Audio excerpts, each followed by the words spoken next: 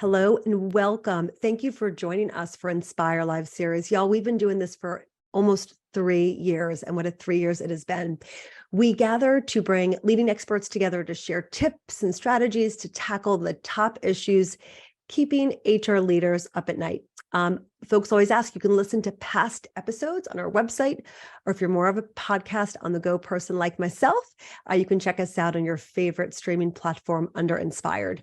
For those of you who might not know us, we advise HR and business leaders who are feeling the pain of the rapidly transformation of HR that we're all living through.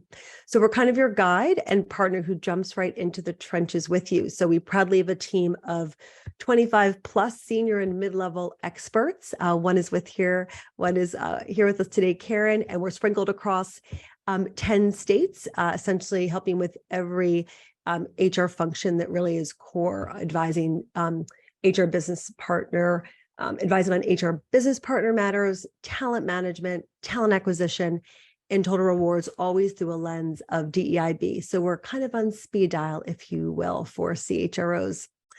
And in these volatile times, we see the value of fractional work more than ever. And our clients are often coming to us because they need a mashup of kind of perm and fractional to kind of get through the volatility that is ours. So great to be here. And today we are excited to talk about a topic that is a passion of ours at Inspire, which is employee well-being and how it relates to retention. And I'll share with you, when coming up with our calendar for 23, we decided to do this one after February because I've been in HR since 94. And what we often see is after folks get their bonuses in that Jan-Feb timeframe, we can see some turnover on top of just the layoffs that are happening in some sectors. And we thought it was really important end of March to really gather folks and very much talk about well-being.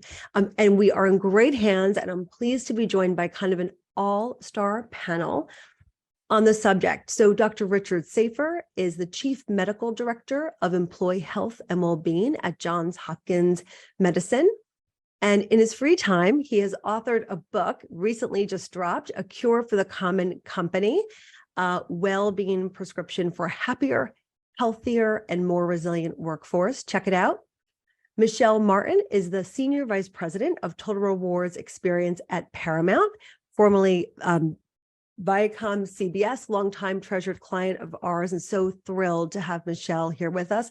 And Karen is one of our skilled experts here at Inspire, who specifically parachutes in, specializing in talent management. Rich, Michelle, Karen, thank you so much for being here. It is just our absolute honor. And let's get right to it. I know folks have a lot of questions. So, Rich, I'd love to tee it up with you. You have done extensive research that you write about in your book around various ways that companies have approached well-being. And I'd love if you could share some examples that are overlooked often so that those here can leave with some ideas of some cool things that you've seen out there. So yeah, please fill us in. Well, thank you for having me. I think the most overlooked strategy for supporting health and well-being, and it's also the one that concerns me the most, is that most leaders don't realize how much impact they have on the health and well-being of the people they lead. And most leaders have never been given the skills to support the health and well-being of the people they lead. And, I saw an interesting statistic from a study last fall that said something to the effect of 69% of employees state that their manager has a great impact on their mental health. That's the same number that said that their spouse has a great impact on their mental health. That's really tremendous. And so it really begs the question, why aren't we helping our leaders get these skills? I took a little time to check out some curriculum for the Masters of Business Administration, purposely to see whether or not there was any mention of employee health and well-being. And no, there's not. Over the last several years, we have built 5 different training programs for different levels of leaders at Johns Hopkins Medicine. And some of them are as short as 10 minutes, and some of them are more than an hour. Some of them are voluntary, some of them are mandatory, some of them are in person, and some of them are virtual. Hmm. However you slice it, we really want to give our leaders the skills because they are the front line of employee health and well-being. Absolutely. I love this. And I've been leading talent reviews for 25 plus years. Before the pandemic, I didn't hear holding space for well-being ever discussed when leaders were thinking about the core competencies. It was like, are they good at golf? Do they have a strong work ethic? Are they good under pressure? Maybe executive presence, but this was not it. And it's really, oh my God, 69%. It's like the thing that is really on people's minds. I got to tell you, Jamie, I mean, this is a big reason why I wrote A Cure for the Common Company, was because I wanted managers and leaders and even our human resource colleagues to have something to read so that they could understand it better. And there's practical tips there so that they can start to work on this right away. And does any company experience kind of stand out to you through all your research where someone was really at the forefront, really a leader that made a specific change that when introducing an initiative and really saw that positive result? Well, I have to say, I was particularly encouraged by what I read about what was happening at Accenture. And I'll give Ellen Shook, their Chief Human Resource Officer, some credit, because there are managers there who are integrating well-being into their team agenda. And that's really the key, because when you hold space for it, if I could borrow the phrase that you used, Jamie, when you allow well-being to be on the team agenda, that means it's just as important as quality assurance and customer service. Then there's always going to be a time that we can say to ourselves, hey, what is it that I'm going to be discussing, or how am I supporting my team this week? And what gets measured gets done, right? So it's on the agenda or it's part of the company goals. It's certainly part of the strategy. So I want to dive into benefits because this so much supports these initiatives. But before we dive in, we'd love to hear from the folks in the audience, the participants, and hear from everyone about how your company is approaching benefits. If we can go ahead and launch the poll, we just want to get a quick pulse check because we've just seen across our clients, there's really quite a range of employee benefits, specifically those focused on wellness. Yeah. So how would you rank benefits offered at your company? So curious to hear. Okay. Yeah. Wow. Interesting. So 39% would say good. We offer standard benefits. All right. Only 14% feel that they're really an A+ progressive and inclusive offering. Okay. Well, then are we in good hands with Michelle, who's just such a good, just fantastic run this. So Michelle, as someone who oversees total rewards at Paramount, which of course is the Fortune 500 company that's providing such great content for all of us always as we're at home more and more, could you give us an update on how the benefits landscape has shifted over the last several years? Talk about transformation. Yeah, sure. And I hope if there's any Paramount people on the phone that we were in that 14%, that your view of our benefits. So the shift, the pandemic brought a big shift. And for all the challenges that we had, I think it did bring a lot of positive, to the workplace, to HR, and to benefits and policy. The health resources was a big one. So I think it brought health to the forefront of the conversation and made it, a priority, right? It had to be because we had to keep our businesses going and keep our people safe. Virtual and telehealth, virtual medicine skyrocketed. And that's something we had promoted for a long time. So I was really happy to see that take on. It's dropped down a little bit since, but I think it's being used appropriately and it's still higher than pre-pandemic. And then a lot of change, of course, to the work model. So being able to work remotely, that's a health and well-being. When we could do all these benefits, we can give you as many apps as, we want and access to doctors and everything else. People want time. They want their paid time off. They want time without having to worry about their paycheck. And so I've seen, I think a lot of companies have embraced that. We completely revamped our vacation policies, expanded caregiver leave, expanded bereavement leave. So that time, in addition to that flexibility, being Mhm. able to work remotely, which many of us didn't have, Sure. those are just huge shifts. Absolutely. And the things that you talked about, the expansion of bereavement leave, et cetera, were those all during the pandemic that all of these things expanded? So it was, but it wasn't really because of the pandemic. We also went through a merger just as the pandemic started. Right.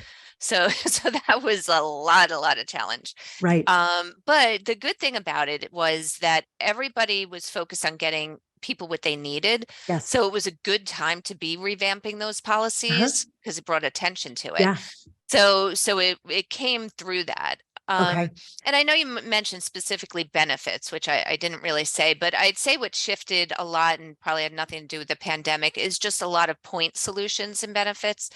And that's getting to be a challenge to manage because you've got your gut health, your musculoskeletal, your menopause, I mean, the weight management, mental health there's so many contracts now and so much, we don't have time, and I'm sure the HR leaders on the call too, Yes. to look at all these and to manage. But they're bringing amazing stuff. And if we do a couple and then we have other big companies that pick a couple, it'll be neat to see where it goes with all these. Absolutely. And talk about transformation. I think that there are a lot of new players to this space that are looking to aggregate and help with a dashboard, if you will, of all of the point management. Yes.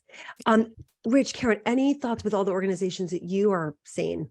Well, I'd like to comment on two things that Michelle said, and one of them is about remote working. And I thank you. Yes, we're aligned that this is a big part of well-being. Now, there's a lot in the media, though, about many companies not knowing or trusting that the people who are working remotely are getting the job done.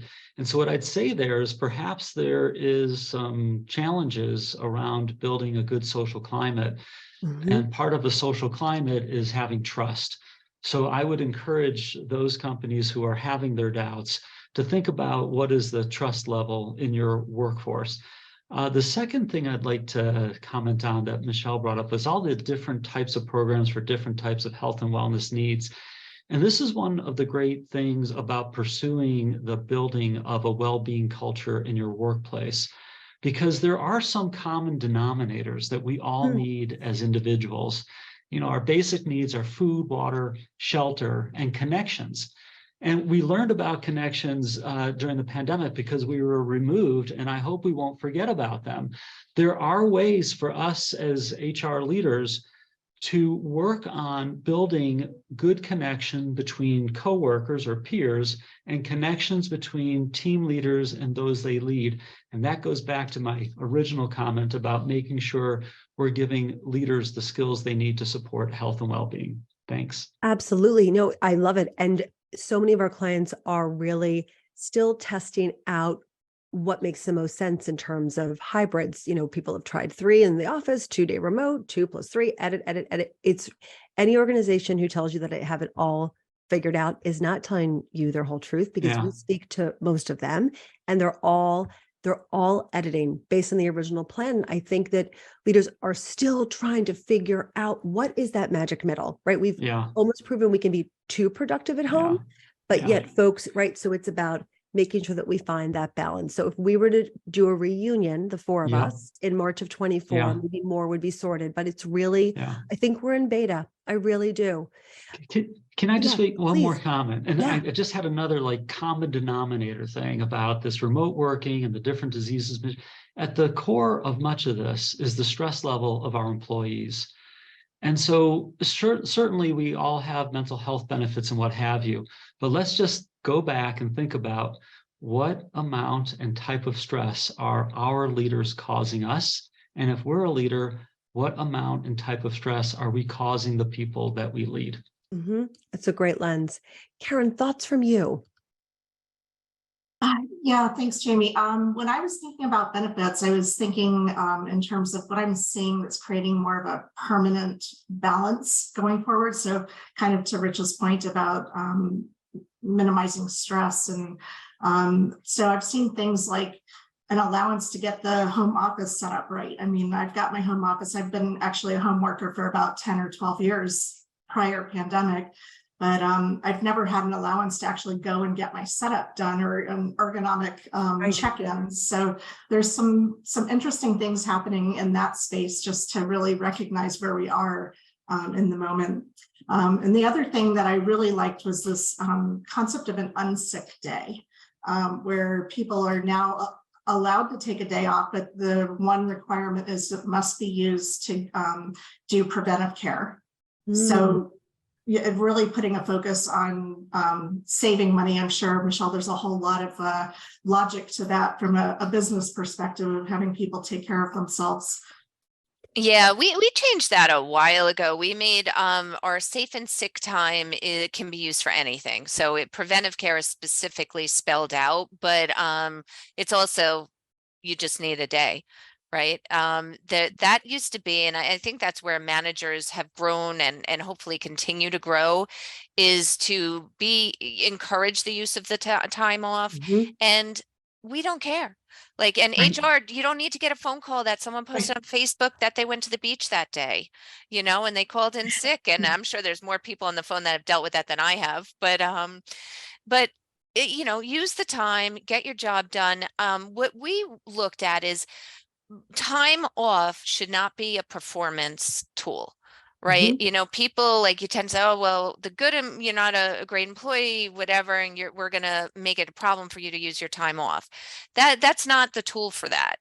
And so we went to unlimited time off for most of our team, where we could, and overtime eligible start with 3 weeks plus sick days plus personal days. Like, there's a lot of time, and we've really educated our managers to encourage and allow that time off. And I think that is just such a modern way. We are just in a different moment where we have to just also honor that there might have been stress and self-care that folks kind of couldn't do the last 36 plus months because they were in it, or they might have had a loved one that was, severely impacted by this, once in 100-year plague that we've all kind of lived through. Like, just to keep it real, like, we are all here. Thank goodness. I always say at the end of our call, and you'll hear me say at the end, stay well. Like, it is not lost to me that we are all here and able to have these conversations. So just to keep it real, now it's about meeting people where they are, a little bit of catch up for them. And we know that people are going to get results. The selfies on the beach, you know what? They better bring you, like some seashells or something if they're doing that, right? But like, I think we've moved past that as the employer manager contract has evolved a bit. Michelle, I would love your thoughts on, is there any development in kind of the benefit space that might surprise some HR leaders that, they should keep on their radar? Anything really innovative that you're seeing? Yeah, we're doing a couple different things. We've in January launched backup pet care. So like, you have your Bright Horizons days that you can use for childcare. You can now use your Bright Horizon days for pet care on rover.com, fully paid for by the company. They can use 10 days a year, and it's not even days. They could use it spread out even more for dog walking, for puppy sitting, for drop-in visits. And we're hearing like great results. The utilization was higher than we expected, which is good, I guess, to show it's a thing, but it's a little harder to manage budget. But what a great benefit. Like, people are thrilled. And especially the people that got pets during the pandemic when we're calling back to work, right? Right. Absolutely. We're doing a bicycle reimbursement program. We started that during the pandemic with people in New York City who didn't want to get on subways and bikes. So we did it across the country, and we've kept that. It's been a valued program. I start to see a lot of lifestyle funds. We don't do that. We've been considering that. Just, you give some money for, well-being, order your HelloFresh meal deliveries. And I like the idea of that. I think it's encouraging to keep for well-being. We're doing more for parents. That also, I think, is a development that might be surprising. So employees, parents, we put in a cancer navigation program, and that's available to employees and their parents. We do adult care management programs, like the free in-home assessment to make sure the parent can stay in the home if they're having health issues. And those programs aren't highly utilized, but I think they're very valued when you need them. And then there's a lot of little things I think you can do when you look at your benefit plans. We added doula coverage. We added cold cap therapy for cancer treatment. We're also offering the Gallery test, the blood test for cancer, to all employees. That's probably pretty unique. I get a lot of phone calls from other employers who are thinking about that. That's a test that tests for 50 different kinds of cancer with the blood test. It's And very new. And you do it right in the office where a nurse draws blood? You can. So we did, and this is kind of interesting. We rolled it out. It was a mail order kit that you could take to a Quest lab, and Okay. everything's paid for by the company. So there's Hmm. zero cost. But I think you see with everything else, about half the people took it to a Quest and got it done, and the other half never did it. They ordered their kit, but it sat at home. Okay. So then we brought nurses on site, and we have nurses at some of our offices, but we did blood draws and sold out. We couldn't do enough appointments. And that speaks to convenience. And I think that is one of our employees, like when people ask me, like, why aren't they getting their preventive care? Why aren't they taking care of themselves? It's time and convenience. We've surveyed, it's not financial for the majority of our employees don't answer that it's a financial issue. It is a time issue. So when we made it easy, they sold out. And again, that's new. It's the employee only, but anybody that wants to chat about that, let me know. I'm glad we put it out there, but it is very new. Absolutely. And then other things that I guess you're not even mentioning because they're just table stakes for you, but it might be innovative for some of our smaller clients, things like Thrive, WW, formerly Weight Watchers, those types of things, flu shots, COVID shots. So we do on-site flu, COVID, but what I think is a little more unique because a lot of companies do that. We also do shingles, pneumonia, and shingles vaccination is again, not that we didn't expect it, but that is one of the most used consistently throughout. I mean, for the age group, we do a lot more flu and COVID shots just because more people are eligible. Yeah. But shingles, we get a lot. So that on-site, anytime we bring something on site, they really value that. And we were really lucky to have a good setup at the beginning of the pandemic for our mental health programs that were virtual. So we offer Thrive, and they're a great partner. We offer Ginger for text-based coaching, emotional health coaching. We have a direct contract with NYU in the city to bring their behavioral health in network. And they were super partners at the beginning of the pandemic when things went virtual, because access to mental health care is always a challenge. So those organizations are great partners. Oh my gosh, you, along with Richard, could literally write a book on all this. We're just so impressed. I'm like, people are taking notes, Michelle. This is fantastic. Yeah. And I did see the financial wellness question, so we can chat about that. We offer EY, and we are doing a lot more in that area because that is one of the bigger impacts too, the financial stress. So we're doing a lot. We actually have them come on site, and we started our in-person retiree savings seminars and other things. Yeah. Fantastic. I like what I'm hearing, Michelle, is that you talk about convenience, but I read through that and see you're lowering the stress level for your employees to get the help they need. Oh, that's true. Right. Absolutely. It's just, yes. It's like when when there's like a dry cleaner or a shoe repair person, like in the subway down below on the stop or in Penn Station, you're like, well, I'm going by anyway. If you're there anyway, it's just kind of part of the routine. Karen, I'd love to think about or dive in a little bit with you about the employee experience and the role and kind of future role with the company. Many responsibilities have shifted over the last 36 months, and it can leave people uncertain about their role, the leader's role. What advice do you have for leaders? I see many of them are with us here. What advice do you have for leaders who are just now able to step back, catch their breath, and assess things? What do their teams want most from them in kind of this moment in time and long term? It's a multi-part question, but I just would love your wisdom around this whole employee leader relationship. It has gone through massive change. Yeah, absolutely. We've definitely had a shift unlike any other in the past 3 years. And a lot of people are still emotionally exhausted. A lot of people are still trying to get their new normal established. And part of that is jobs have shifted as well. And so people don't necessarily have clarity on what it is they should be doing. They're getting surprised at the point in time of whatever kind of performance review a company engages in. And so one of the big things is just really opening up the conversation. I really liked what Rich said about lowering the stress level, just having that overall messaging that it's okay not to be okay.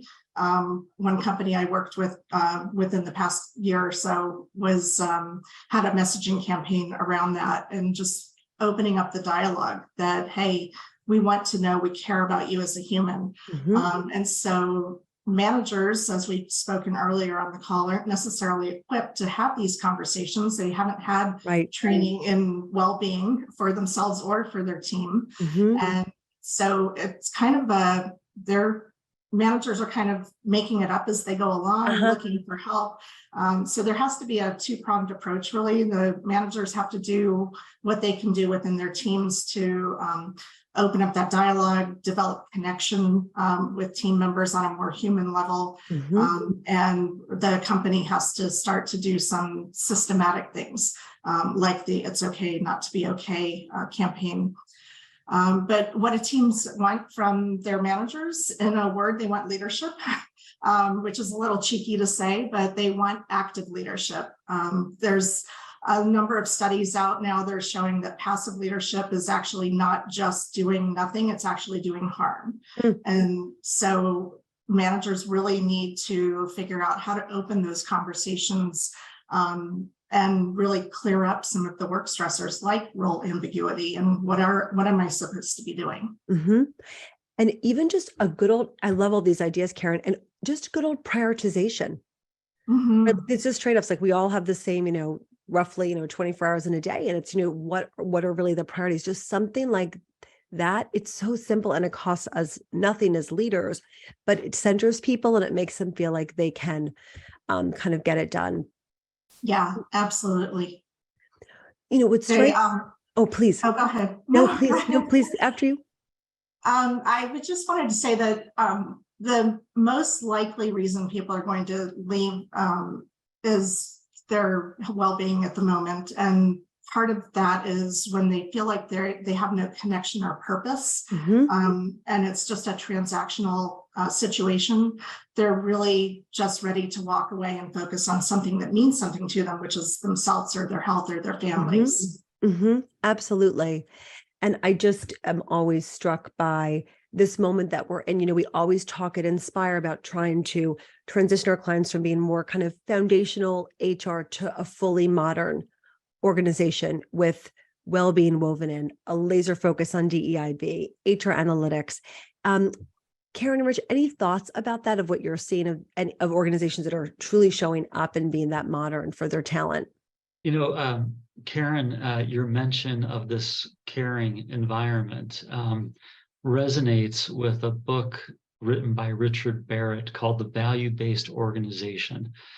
And so organizations that have shared values, which are different than core values, and I'll get back to that in a second, organizations with shared values that include caring, health, and well-being are absolutely more likely to retain their talent and succeed as a business. Now, most organizations have core values that are written by the C-suite or the board of directors, and they're handed down. And shared values, though, are values that are created as a partnership between the leadership or the board and an employee base. And depending on how big your organization is, depends on whether or not how difficult it is to create these shared values. But Johnson & Johnson is a huge global company, and they have shared values. And they took it upon themselves a few years ago to bring in a couple of thousand people, leaders and employees from around the world, to have a couple-day exercise to update their shared values. So, and obviously they're a very successful company, but this is a very long way of me saying, Karen, I'm right there with you. We need to be sure that we're showing caring for our employees, or else they're out of here. Yeah, Absolutely. absolutely.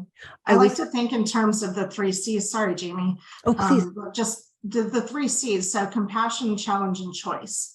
Mhm. And if managers can just remember that, I like to keep things easy to remember, but really building compassion for their team, compassion for individuals, building compassion and connection across their team and beyond their team with other people in the organization. And I'm seeing some comments in the chat along those lines as well. So clearly it's a need out there to really figure out how to do this.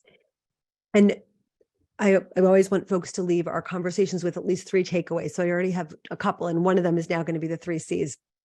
Well, sorry, Karen, you said, oh, we really need to figure out how to do this. And I'll go back to something I said earlier. Yeah. Most leaders are not they're not equipped. We need Right. to equip them. We need to give them tools, train them, show them that this is part of the standard package of what we do as leaders, not a nice to do. Absolutely. Yeah, absolutely. And, we work with clients of all different sizes, and not all of them have an army of folks. We were talking yesterday with the CPO of North America for Capgemini Tekla, and she was saying that they have, a designated, role now around wellness. Not everyone has that. So some quick hacks I would just say that we've seen work with a lot of our clients is literally just put it on the agenda, right? What gets measured gets done. Make it a standing agenda item, whether it's a one-on-one or weekly team meetings. Secondly, bring it up at a town hall. And thirdly, to the extent that you feel that you have the ability to do so, be a touch vulnerable and share what you do. What do you do for self-care? Have you ever had a stumbling moment, and how did you do it? So, and just in a town hall, just to talk about those things. We have these, mental health awareness months and things like that. And so many folks want to kind of put it on the town hall agenda then, and that's okay.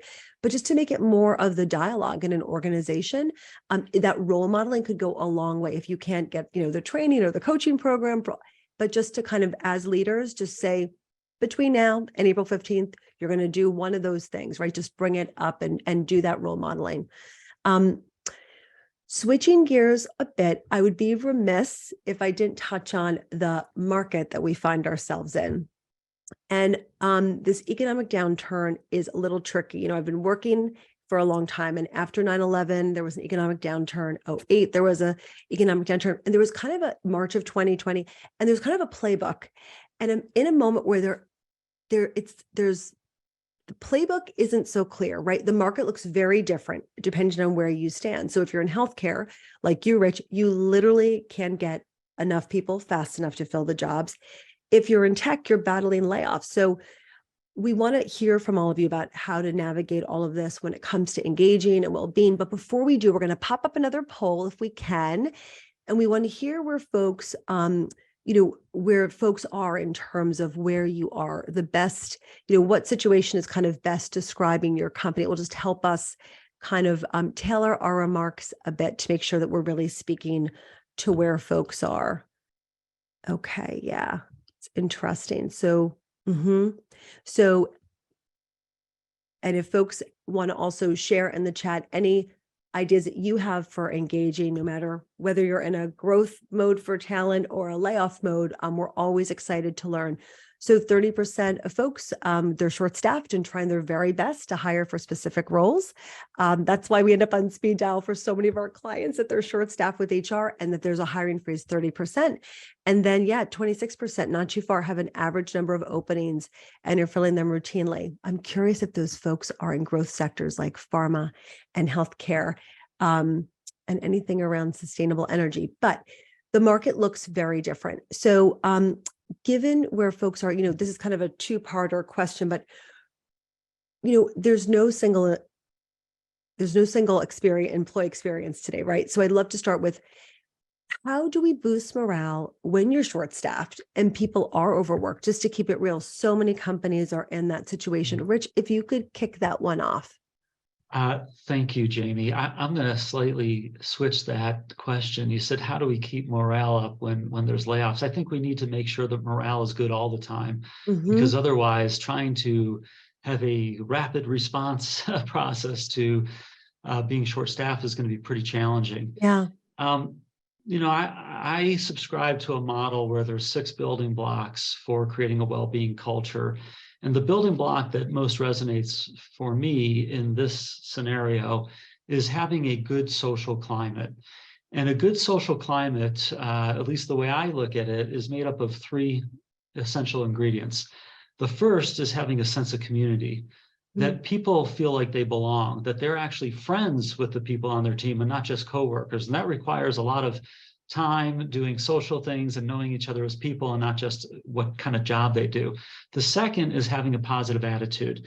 Now, positive attitudes certainly can be challenged during a downturn, but if leaders can see these challenges, whether it's a shortage of staffing or a missed deadline, as speed bumps, something that we will get past instead of walls, we will be much more likely to be able to support our team through that challenging time. And the third element has to do with creating a team environment where people know they're all working towards the same goal. They're there together. And those 3 things will help a team through any problem, like a staffing shortage and like a pandemic. We know that companies that had good social climates going into the pandemic were much more likely to come out of the big waves the first couple of years in better shape than those who did not have that good social climate already. +1. Yes to that. I hear. And Karen, any thoughts on that in your travels?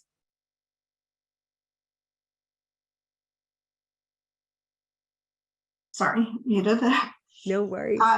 Do you want me to speak specifically to the short staff? Yeah, that, or I piece? also, if you don't mind, I also was curious about the flip side, right? How do you keep people engaged when the layoff is happening around them? And, as an HRBP, we call that sometimes it's like, there's aftercare for the survivors, for the folks who are not laid off. But how do you keep people engaged when layoffs are occurring?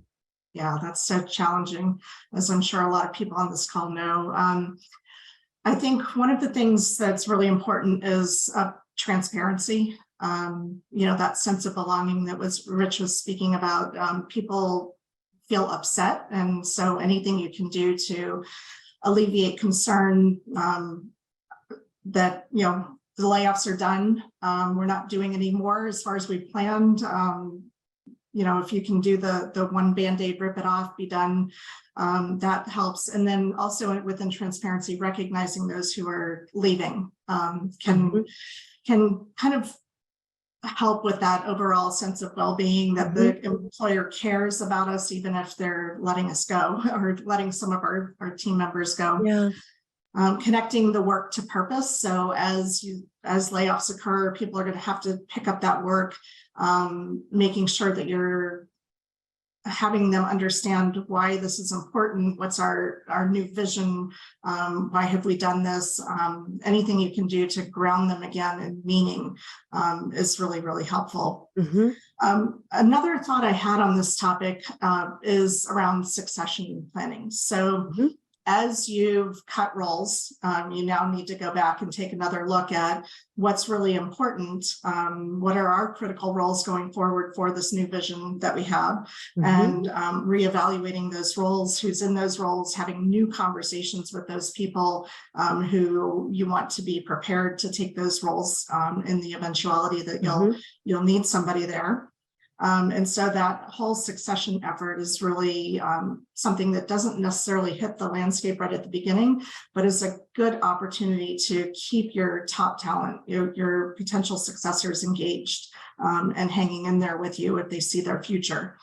And then the one other thing I'll say on the hanging in there and seeing a future is having learning and development for everybody, especially those whose roles have changed as a result of that, or picking up new responsibilities and haven't necessarily had any preparation, training, cross knowledge sharing with anybody who's done that. So having that kind of laid out for them and available for them can really help with your utilization of people, smoothing things out. So maybe you can stay away from significant layoffs in the future. It can help reassure your team members. It can help reassure your clients, no matter what they're reading about you in the news. Right. You can assure them that you've got the skills needed to do the job. Absolutely. And you raise a good point. We are at a moment where, it's just one click and a company can get canceled, if you will, because of how they handle layoffs. And I think treating people with as much respect and dignity on the way out as when they came in is even more so on the way out. It's so important. And I think I've read so much about this. There's a direct correlation about the way that you exit folks with how those folks land and just their sense of self. I love the talent management lens. Thank you for just putting a fine point on that. Succession planning. Thank you. Sometimes the people that are named successors exit, and we need to take such care of our treasured folks that we are retaining and not let them get lost. We've talked, and I know we've just about 15 minutes left. So there's a lot of questions that have come in, some that were sent to us in advance. Please, this is a great time to go ahead and pop them in the chat. A frequent struggle that we hear is that when an HR leader or a VP brings up the notion of employee well-being as a critical priority, sometimes they get pushback, right? And leaders will sometimes talk about how they don't see the ROI, and there's so many other priorities. So I'd love to hear from you, any ideas around coaching to prioritize that, anything that our participants can take away as ideas of how they as HR leaders can really drive that change and just prioritize well-being, other than, of course, reading Rich's book, which is lots of stats in it. But Karen, do you have any thoughts on that, or Rich, others? Yeah. Yeah, I love the saying, start where you are. In this case, it's start where they are. So understanding who your CEO is, how they think, and then kind of playing to their modus operandi. So if they're analytical, getting the data, and there's plenty of data out there on how well-being matters, and linking it to real business as much as you can. If they're innovative, which a lot of CEOs are, and if you're lucky to have one of those, sharing trend data, kind of playing to their need to maybe be an early adopter, can help in that regard. If they're highly competitive, which they probably all are in their own way. Oh, yes. If they're highly competitive, if that's their dominant personality, sharing competitor data, if you can get it, on what they're doing, and the notion that we may be falling behind in this critical area that has a real business impact. And then in all cases, if you can link it to any kind of purpose statement, to the vision statement that your CEO and their team have spent probably hours fine-tuning and reminding the team that this whole vision that they put together could come to life with this additional aspect of it. Beautiful. I love it. And one thing that we always state is that it's also just a great attraction tool for talent, because we will need talent, and boy, Gen Z, that is what they're looking for. Rich, thoughts from you? First, just one comment for Karen is that every now and then I'll put in the name of a competitor, just to either provoke or inspire, depending on who's listening to this. So I have two other ideas. Please, yeah. Now, I've been in this space for 25 years, and I'll tell you, this is a common problem that the CEO or president will not sign off. They won't get behind this, whatever, even when you have good statistics. And I just ask us to remember that 69% of employees say that their manager has a great impact on their mental health. So maybe we need to stop trying to convince the CEO and the president. Maybe we need to be going right to the managers and leaders who value what we bring to the table in this context, help them succeed, and understand that when they do, other teams will take notice. Hey, why is that team never have any vacancies? And the ingredients will start to spread throughout the organization. If you're not familiar with the diffusion of innovation concept, you might want to look that up. The second thing that I would ask us to consider is that maybe we need to show some humility, and maybe we need to recognize that perhaps we're not the manager. If you've ever, I'm sorry, perhaps we're not the messenger. And if you're familiar with the phrase, you cannot be a prophet in your own village, then it might make sense that sometimes when you hire someone from outside of your company, or when the CEO or president hires someone from outside the company, they come in, they say the same thing that you've been saying, but for them, the message is well received. It might be a little frustrating, but nonetheless, maybe we need to reposition. Yeah. Who can we ask to be our messenger? Mm. Someone that love that, aligns Rich. with what we want to do. It's interesting. Well, they should all have Michelle's long list on speed dial, because Michelle, you said it's really for Paramount. It's really just built into the DNA and the tone is always set at the top. But yeah, I've been really, I think, fortunate, even, pre-merger with all the leadership I've worked with.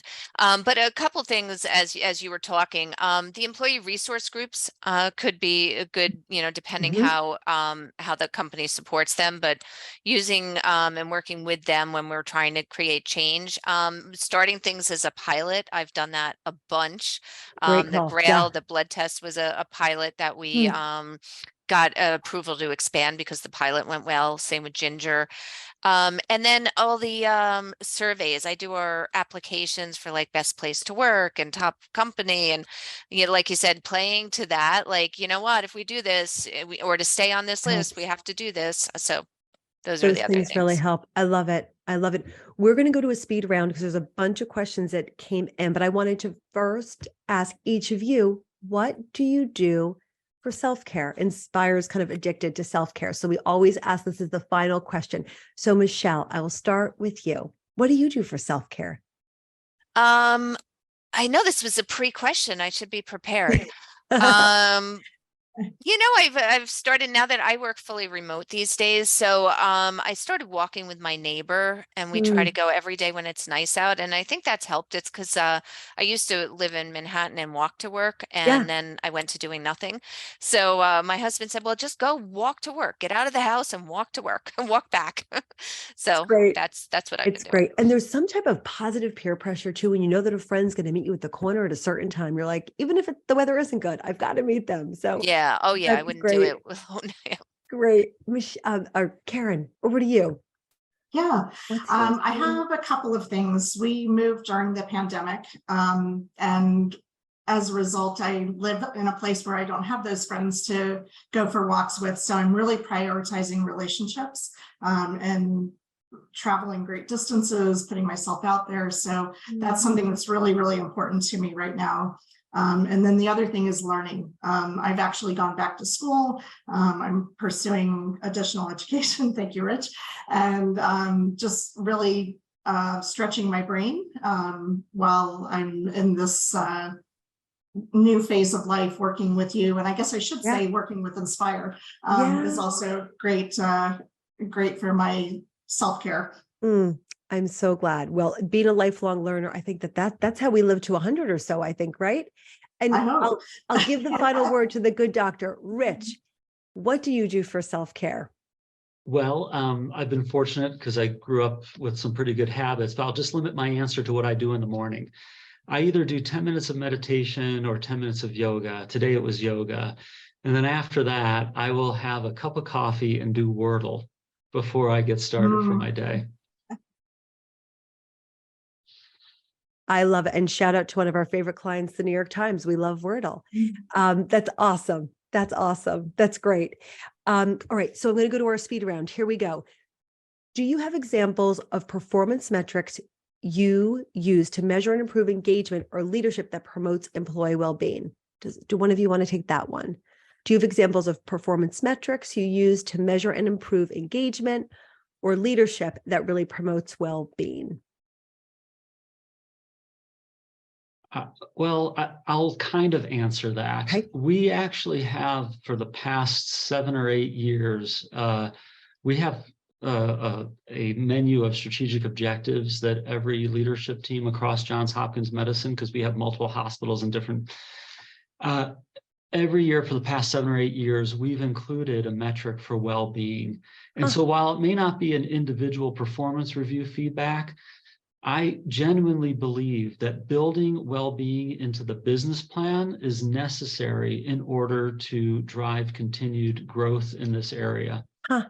I love it. So again, what gets measured gets done. Putting it in the Yeah. survey is helpful. Yeah. Okay. I'm sorry, just to be clear, Oh, it's please. more than a survey. We're actually holding different executive teams accountable as part of their group's performance. Okay. And one of the elements is well-being, and we can get into that another webinar about what we do there. Okay. Got, and I would imagine that those things are often tied to compensation or just the ability to Yep. get the right performance review. So Yep. beautiful, beautiful. Many leaders are burnt out too. How can you get leaders whose own well-being may be suffering to make some significant changes to how they lead and to build new processes around validation and motivation when they're struggling too and being overly stressed too? I love this question because I think that oftentimes, we look to the leader, and yes, we need to look to the leader, but it's been a pandemic in their house for 3 years too. So I think the managers are having a moment. So who wants to take this one? I'll take it again, but I don't want to hog the microphone. Karen and Michelle, any thoughts from you before Rich shares? Well, I'm sure Rich is going to have some great advice. I want to just echo that they absolutely are stressed. There's huge numbers of them. I think some of the conversations about connection that we were talking about earlier can apply to leadership teams as well. And so part of what I'm seeing is HR's need to get in and do some care and feeding of the leadership teams to really give them the tools, give them the time and space to have those conversations with each other and with themselves to kind of decompress and then be able to go and model that forward. Yep. Yeah, I think that's great. And certainly there's going to be multiple answers for this depending on who the leader is. One thing that popped into my mind quickly, Jamie, is because I have found myself in this situation many more times since the March of 2020. Sometimes we're going to have to be brave as individuals because some of the leaders may be at a different level than us in the organization. So while maybe when I was in my 20s, I never would have said this, now it's much easier for me to say something to a leader like, hey, you look tired, or usually you're a little bit more engaging and fun to be around. Today, you're not smiling. Is anything wrong? It's almost as if we have to be brave or put ourselves in a challenging position, because if they don't receive it well, obviously that could be awkward. But, just by acknowledging somebody else's circumstances, that could really lead to a dialogue and at least help give that person a mirror to look at. I think that's quite accurate. Definitely. I think leaders, HR, feel like they have to kind of always have it together to be strong for the organization, which they do. But I think giving them those kind of escape valve moments, and sometimes, just as you said, someone just saying, I see you. It helps a lot. Yeah. We're fortunate. We have a colleague in the Office of Wellbeing who's a well-being coach. And so she will periodically do some coaching of some of the leaders. But even that's not a slam dunk. It's not mandatory. You got to find your opportunities. Absolutely. Next up, how do financial wellness programs fit into overall retention and engagement? Michelle, do you have any thoughts on that one? Yeah. So we're promoting our financial wellness a lot as individual, call a financial advisor. It's a huge part of it, right? They're here for the paycheck, right? And that Mhm. impacts every part of life, your children and everything. So we do try to weave that in. Our utilization has been okay. I mean, typically it's been a little bit challenging to get utilization of those, but we recently went to EY, and now that, there's a phone number they can call, talk directly, that's Mhm. helped, and we've had higher engagement there. And then you mentioned the coaching. Something we're working on with Thrive is opening up like well-being coaching to everyone, to leadership, and then Hmm. we're piloting, trying to get it, to many other employees. And those conversations can also, as much as I say paid time off is so key, that pay is so key, that financially Mhm. has such an impact on people's lives. Absolutely. And something that I've learned from my colleague and friend Chuck, who I see in the chat, is that oftentimes with financial wellness, those from historically underrepresented groups have very different financial goals than maybe just the plan is for. And so just really bringing that DEIB lens, I think, is also so important. Um, That's actually a really good point, because I mentioned the ERGs earlier. yeah. We'll co-sponsor an event, and we've done that with our employee resource groups and connect them with EY, and the employee resource group puts it out. And I think that's also been helpful in getting our utilization up. Yeah, absolutely. We have just 2 more minutes. I'll go to the next one. Karen, can you repeat the 3 C's? We have someone who's asking for you by name. What were the 3 C's again? Connection, challenge, and choice. Thank you. And Thank you. happy to, if somebody wants to connect with me, I'm happy to give you more details behind that. It's great. Rich, as a doctor, what are some of your favorite wellness benefits that you wish every company would offer because you know that they have that positive impact on health? Well, you may look at it as a benefit, but I would just hope that companies would take some time to really just help people learn how to do some very quick stress reducing strategies, such as certain breathing patterns, like a 4-7-8 breathing pattern. It's free, it's portable, it's not difficult, and you don't have to sign up for it. It may sound kind of like, what? There's no bells and whistles, but that's the whole point of it. We all just need some quick ways to lower our stress level. Hey, for those of you who want to reach me afterwards, Yeah. it's Richard Safir on LinkedIn, not Rich Safir. And I also Right. have a website, richardsafir.com. Thanks. Beautiful. I love that. It's portable, doesn't need a charger. I'm loving it. And we are born with it and we have it throughout. Karen, Rich, Michelle, I could literally talk to you all day. This was fantastic. Big thanks to all of you. Thank you for all of you who joined. As I always say at the end, be well, take good care, and we will see you next time. Bye. Thank you. Thank you.